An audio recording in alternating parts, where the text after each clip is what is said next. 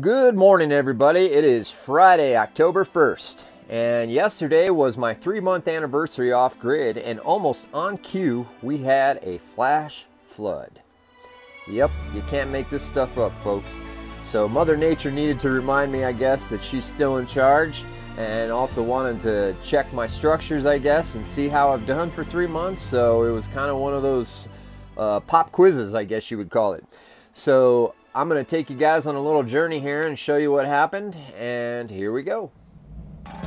So I used to think rainbows were pretty just like everybody else, but now I just associate them with flash floods. So here I am walking down to the earth bag structure. This is really a moment of truth because we hadn't had a big flood since I put the roof on and also put the retaining wall up by the door.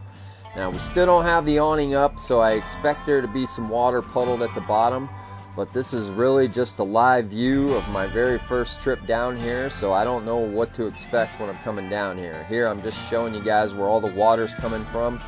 My neighbor and I have already talked about what we're going to do here because he is in the excavation business, so we're going to do some stuff with the dirt, I should say. We're going to make this not flood next year. But in the meantime, I wanted to make sure that the earth bag structure was still intact. And had to do some engineering a while back because, as you remember, if you watch my other videos, we got flooded and this thing was full, almost 3 foot of water. So now, looking down here, there's the puddle as expected. And so far, so good. So everything's held up. Here I'm just explaining that once this awning's up, this won't be here. We're also going to put a grate down and a sump pump underneath just in case we get a really bad flood.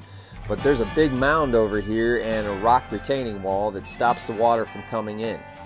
So, and also around the earth bag structure is going to be a rock wall at the base and a little bit of a moisture barrier, so that's going to stop anything, in addition to having raised dirt around the whole area and lowering the dirt around, so it's not going to be the high point anymore, or the low point I should say. So here I am, I'm in here walking around and it's dry. As you can see, no flooding. Now there is a spot of water here, but that is actually going to be by the window that's in the roof, and I kind of expected this because all I did was cover it up a little bit until I put the window in, and it's a ceiling window, so it's not really patched up all that well. And here I'm just inspecting to see if there's anything else going on up here, but that's all that little spot of water was, so it's not a big deal. But yeah, just goes to show, you know, if you just keep moving forward and you work hard, you know, good things can happen, and just, you know, doing a little bit of engineering.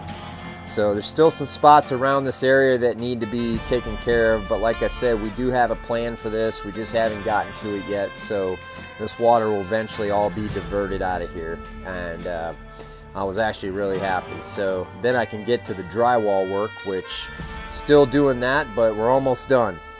And here you can hear the rains.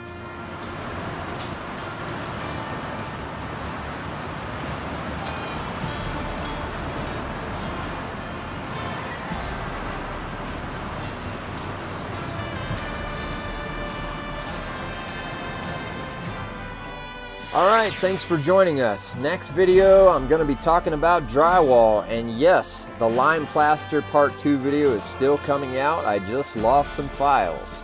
So anyways, if you haven't liked and subscribed, please do. And please spread the word. Thanks again. Have a good weekend.